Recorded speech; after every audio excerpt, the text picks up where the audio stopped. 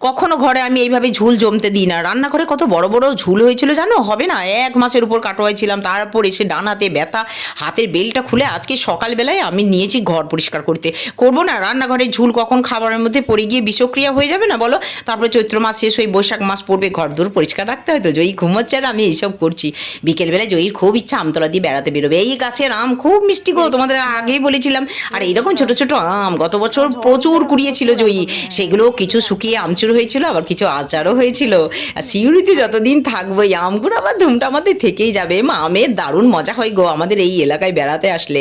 যতদিন আছে এই আনন্দটা করে নিই, চলে গেলে তার হবে না। এখন যাচ্ছি সেই তাদের সঙ্গে দেখা করতে, যার টানে জয়ী শিউড়ি আসে। দেখো সেই যে কালু দাদু গো, আমাদের এলাকায় থাকতো, রাস্তার কুকুরে ভয়ে এখন এইখানে ঠাঁই নিয়েছে। ওই দেখো আসছে। কালু কালু কালু কালু কালু কালু কালু কালু কালু কালু কালু কালু কালু কালু কালু কালু।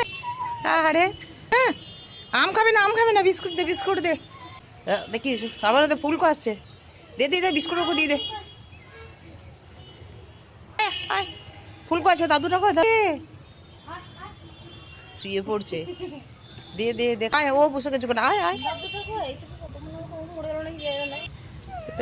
কই কই কোলে কালু রে, দেখ তোদের খুঁজে খুঁজে দেখ কোথায় চলে এসেছি। দুনটা কয় ওই ও দেখো এরা আমাদেরকে দেখে চিনতে পেরেছে, তো এদেরকে খেতেও দিই না, আমাদের এলাকায় থাকে না। ওর সঙ্গে সে দাদুরা ছিল, ওকে কিন্তু দেখতে পাচ্ছি না।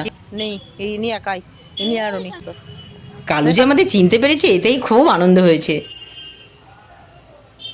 আর একটা ব্যাপার কি জানো, কালুর সঙ্গে ফুলকোটাকে দেখলে না, এতদিন আমি দেখেছি মুখোমুখি হলে ওদের দুজনের কি ঝগড়া মারামারি হতো, আর দাদু ওদের দুজনকে একসঙ্গে রেখে ও কোথায় পালিয়েছে কি জানি।